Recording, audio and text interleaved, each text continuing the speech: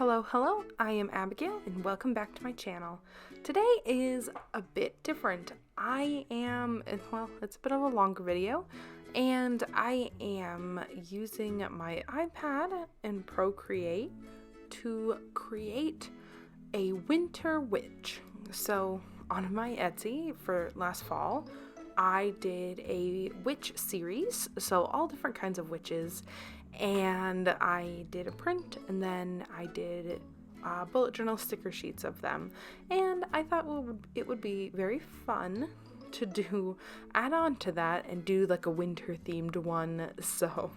And I didn't want to draw her on paper first and then draw her twice, so I just thought I'd jump right to doing it on the iPad.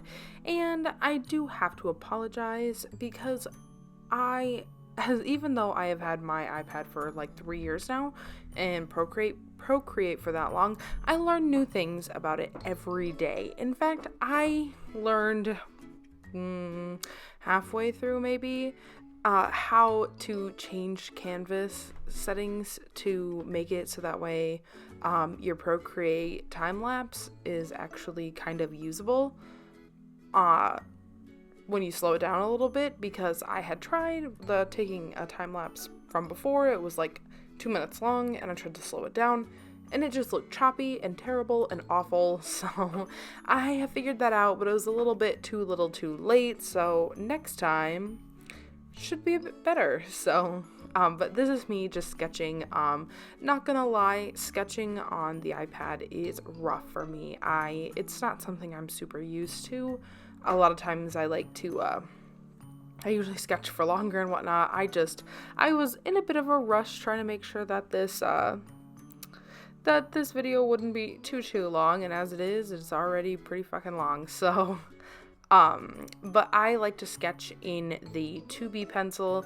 I haven't really messed with any of the settings of any of my brushes. I kind of just use the OG brushes that come with Procreate, and the 6B, I think that's what it's called. The 6B pencil is my favorite. I really only use a few of the brushes. I use, if I'm covering a giant space, I use the round brush. Usually I use the gouache brush, dry ink brush, studio pen, and the 6B pencil. That's about it. Sometimes I use a bit of a textured one if I'm trying to go for some fun effect, but yeah, anyway, you get the gist. So back to the drawing. I liked this pose. I've done, for the witch series, did kind of basic poses, not super crazy.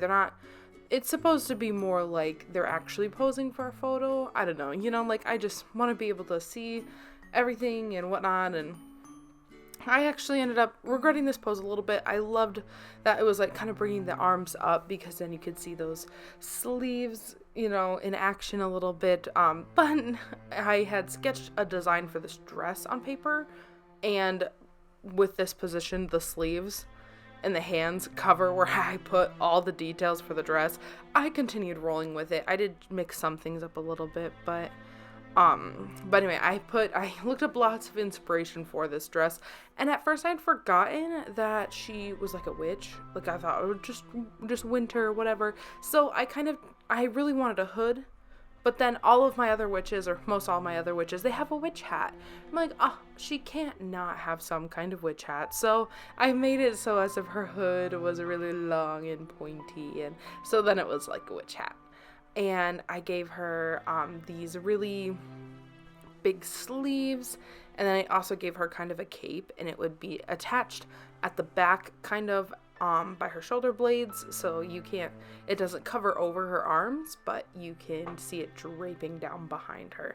And I really liked that, and I wanted to make sure you could tell that there were little, maybe some layers to this outfit, because she is a winter witch. She is out in the cold, so I put a couple layers to the dress. And so yeah, I really did love the outfit. It was probably my favorite part of the whole piece.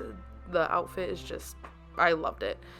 And yeah, the lasso tool, like I said, favorite tool like ever, because I just feel like when sketching on the iPad, I just never get anything right the first time, or I'm so zoomed in that I'm like, oh, proportions a little wonky. So Yeah, so I did keep a lot of the sketching process in, probably more so than I kind of meant to. I felt like, the sketching is really where you can see. I like seeing other people's process, where they start and where they end up. And I kind of wanted you to see I am not a clean sketcher.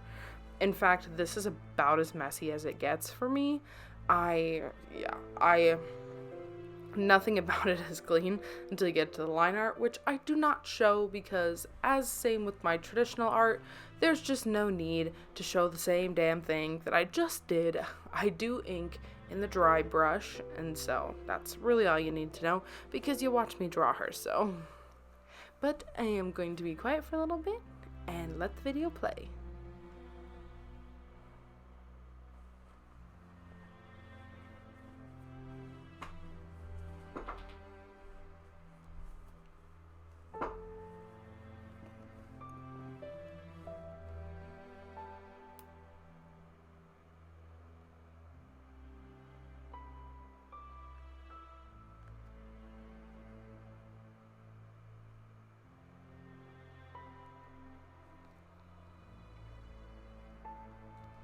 I also, when kind of designing her, really liked the idea of having all of the pretty fur around. So she's got the fur trimmed sleeves, and she has fur trimmed, I think it's the cloak is fur trimmed, and I really did like that. I could own that, I would. So here I am, I'm sketching in some of the embellishments. Yeah, and I keep this sketch on a few different layers because I still want to be able to see things like her legs and whatnot, but I don't necessarily want to see them after I've drawn the dress over top of them. And then I even made a different layer for this to kind of where I was drawing all the different details and whatnot that are kind of, they'd be like embroidery and beading and whatnot. I kept that on a separate layer too because I wanted to sketch out what I was thinking, but it was behind some things, so I wanted to make sure I, kind of sketched that out first, and then I could kind of erase as where it was behind things. So when I'm doing kind of a drawing that especially has like embellishments on the outfit, I find it really, really, really helpful to sketch on multiple layers.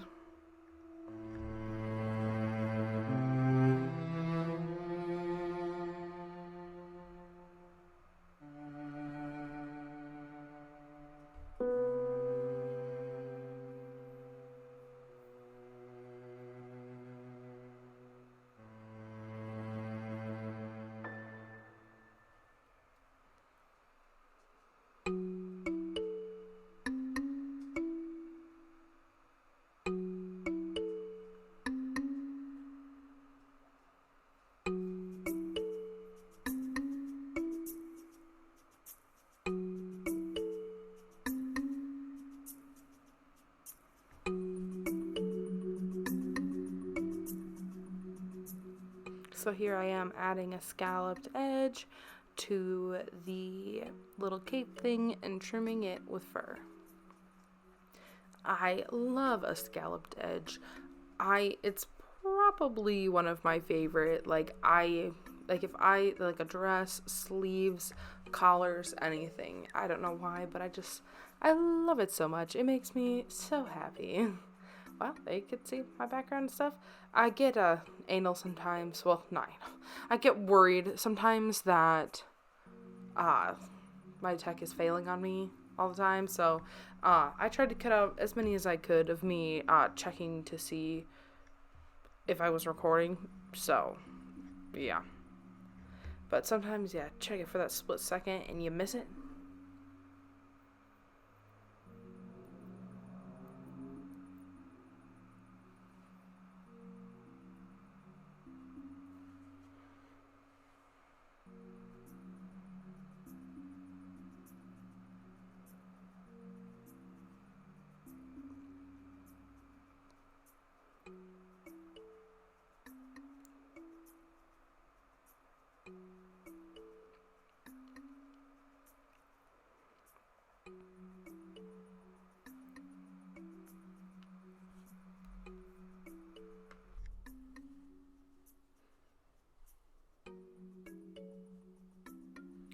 So here I had used a dark circle, or, you know, ellipse, to kind of mark out where I wanted the edge of the sleeves to be.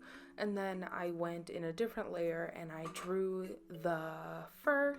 And then I went out, because I just didn't need all of those lines, I went out and I drew the fur, and then I went under and I erased it so it wasn't cluttering it my way. And kind of same with the hands. I went and removed some layers so I could really just see exactly where I was trying to position the hands and not have them buried under masses of sketches.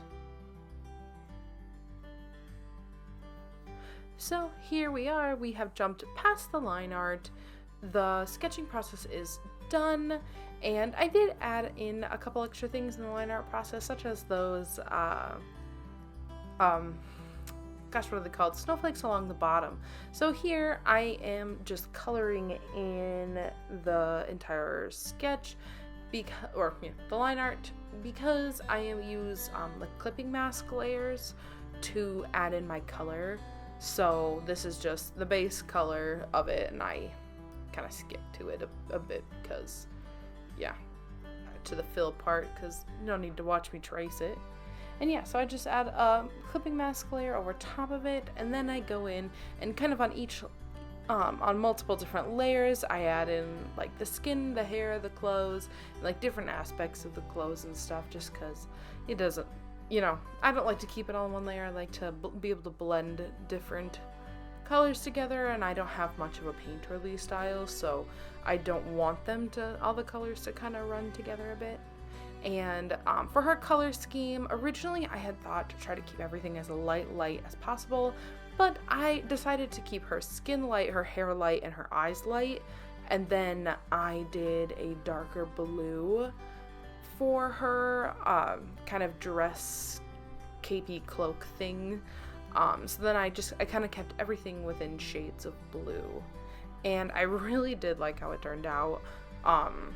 Yeah, this is probably one of my favorite witches. I think maybe I like the water witch that I have done too. I really liked the outfit that I put her in, and I had her using a bit of magic, and I really liked the way that looked. But so there I had done it a lighter blue, and I didn't like that it just felt too light, too not wintry enough. So then I went navy, and I am a sucker for a good old ombre. So then I do go in and I kind of make it so it's darker at the top, lighter at the bottom. And I do the same on her sleeves. I just felt, because the sleeves are actually so long, that when she had her arms at her sides, you would be able to, like a lot of the sleeves would actually be, you know, I wanted them in line with the ombre, almost as if the whole piece of fabric was like dipped and stuff. So all the different colors would fall at the same level. So, and I did realize that it was kind of, I wanted to find some way to break up, because like that one part of the dress, you know, the sleeves and the overlay were one piece. And I was like, I need to find some way to break that up. So. And there I am, just kind of cleaning up some edges and stuff from when I was blending out the ombre on the sleeves.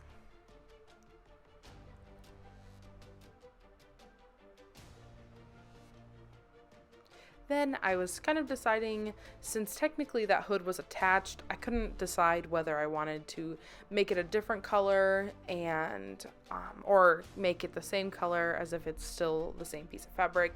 I ended up keeping it the same color, as you can see. I did debate having it ombre to the tip as well, so like the tip being lighter than the you know, kind of like the bottom, but I just couldn't bring myself to pull the trigger. I thought it was kind of weird because I had been putting the light part at the bottom, and then to have switched it and have it be at the top, I didn't quite like that. So I left it there at the bottom. So then, since this layer is over top of the hair layer, because some parts of the hair were actually, like the bottom layers, I'm really sloppy with how I color it in, because it doesn't really matter because I'm layering things over top. So I just had to make sure around the hair was nice and clean though. And then on another layer, I am coloring in the cape, and I decided to make the cape a lighter color. It's kind of a light gray. I did not have really any of these colors planned out. Like I said, I was thinking blues and lights originally, and that's all I went with. I went into this kind of blind. But I kind of wanted it to look like snow, so like almost from the back, you would just see the white of the cape kind of thing, and then her hood, which would look like a hat, you know, like a witch hat kind of. So I thought that'd be fun. And then I went with a light color as well, a bit lighter, and I did the bottom part of her dress in the white.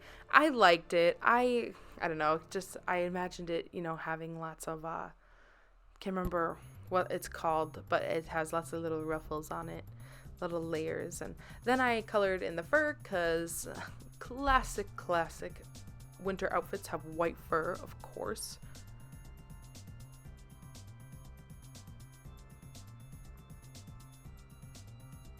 And I jumped a bit because this was kind of a tedious part, making sure all those little ridges were filled in, but totally worth it. I like the extra layer of, like, you can tell that she is out in the cold. There's nothing too, besides the cloak, that's too particular, well, the hat kind of, you know, the hood, that's too particularly like witchy about it. But none of the other witches were. The first one I had made was a green witch, and she was very casual, almost modern. I didn't really like that. I thought it'd be more fun to do a kind of fantasy look more so. So that's where, then from there on out, every witch had kind of a fantasy aspect to her. And the Winter Witch is no exception. So, and here I am on another layer even, and I am coloring in the embellishments, and I kind of do those in a bit of a brighter accent color, since everything else thus far has been kind of muted.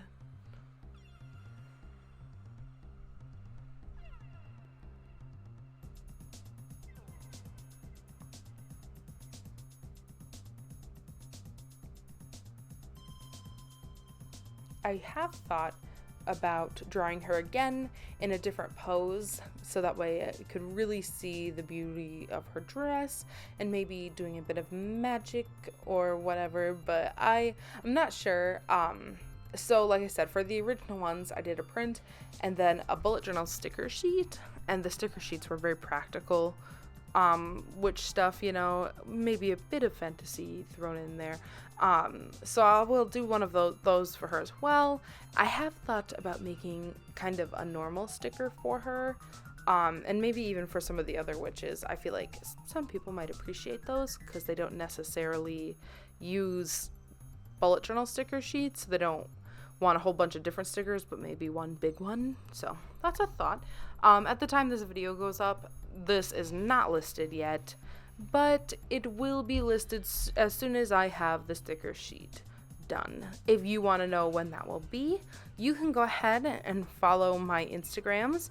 Down below, I've got one that is purely bullet journal and one that is purely art. I found that people didn't like them very much when they were combined, so I split them up. The bullet journal one will update you on sticker sheets, and the art one will update you on prints and all the other art I like to create as well. So, since a fraction of my art is what you see here on YouTube. And speaking of which, I have to do the plug as always. If you like what you see, please like this video, comment, subscribe. That would mean the world to me. If you want to find me elsewhere, like I said, my other socials, mostly Instagram is where I post, are linked below. If you want to support me in any way, shape, with or form monetarily, I do have commissions open on my Instagram, and my Etsy is also linked below.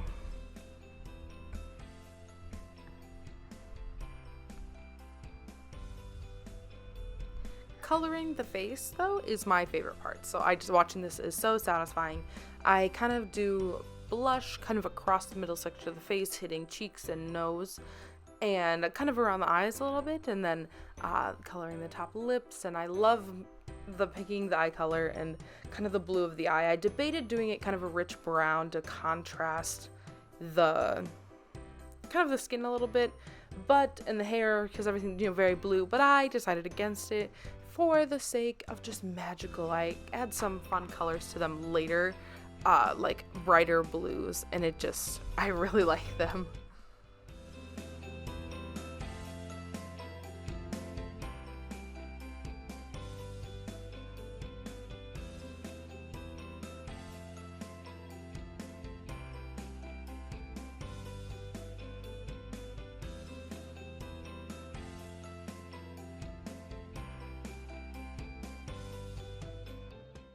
So in order to give a little texture, not really, but kind of depth to the hair, I add a little bit of darker blues kind of at the base of the head, well, the roots, and at the end of the hair.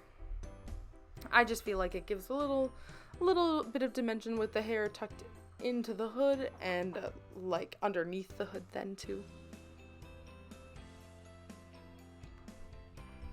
And now we are in the home stretch. So with the painting of the face, I mean, honestly, sometimes I get ahead of myself and I kind of do it first just because I really like it. But I saved it for last, and I kind of go in and add my little details, little things that I think it, kind of needs to show some dimension and whatnot.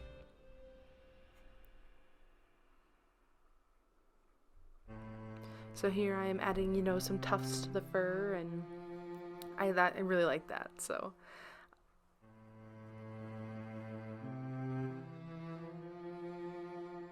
and here I was fucking around with, I think, coloring some line art, but yeah, I do end up coloring the line art later on. And it turns out really great. I like that part. So here in the eyes I add a bit of a darker color there towards the top, and then this really bright blue into it, and lighter colors makes them pop. And now I am doing my shadows. So I do some pretty basic shadows.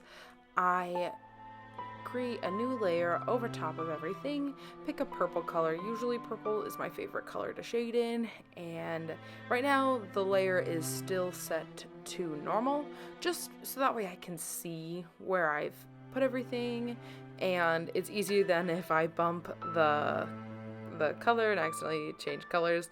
I can easily eyedropper to get the colors that I want, or back to the color originally, so I don't have a bunch of different shades of purple, because not every time does it save the color that you have previously used. Sometimes Procreate kind of messes up, drops the ball, doesn't save the color, so then I have to oh shit, what color is it? I don't want to have to adjust the settings every time to go back and figure out what color it is. So I just leave it on normal until I am completely done drawing in my shadows.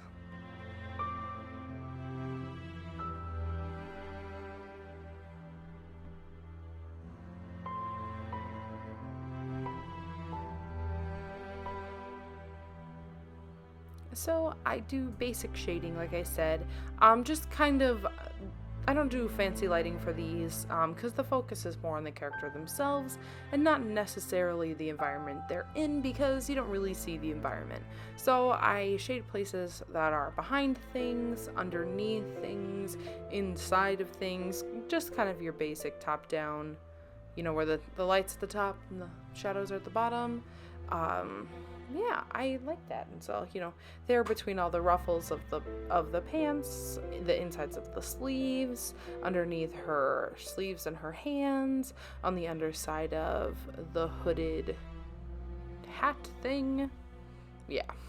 And then I change it to the multiply, and I do lower the opacity a bit because I don't want them so dark. And then some places where I don't like just kind of the harsh lines, I go and I buff those out with the blending tool. I have my blending tool perpetually set on the gouache brush. I just like the bit of texture it does kind of do. Like, it simultaneously can smooth while adding a bit of texture. And I changed the background to this pretty blue. And we are almost done here. So, I think, can't tell exactly what I'm doing right now. Oh, I'm adding my white highlights, which I think make a piece just really great.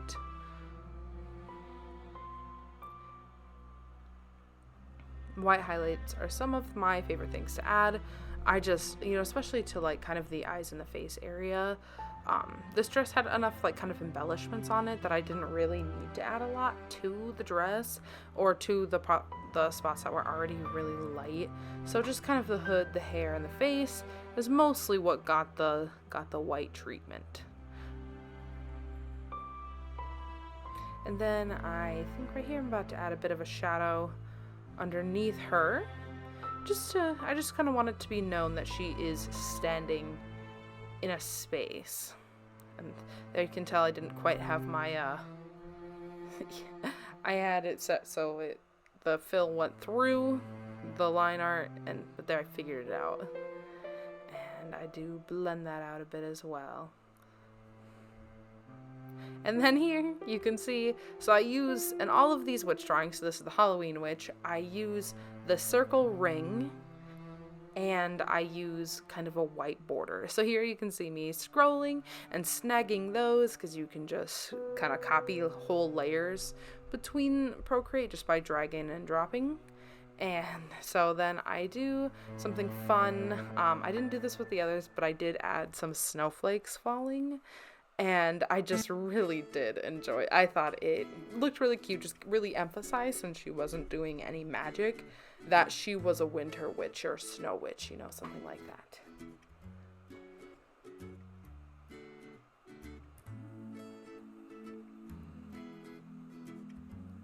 And then this is where I think I decided to try coloring the line art. So I kind of messed up a little bit the first time, and then I go again, and coloring the line art on her hair definitely to me just made the whole thing kind of come together. I didn't realize how heavy the dark blue lines felt until I changed them to a lighter color. And yeah, it was just really great. So she is almost done. Like I said, let me know what you think if you made it this far. Thank you very much. Proud of you listening to my rambling, but I really loved creating this, and now that I know how the time-lapse works better, you prepare for better videos. So I hope that you have a fantastic day and that you're staying safe. Bye!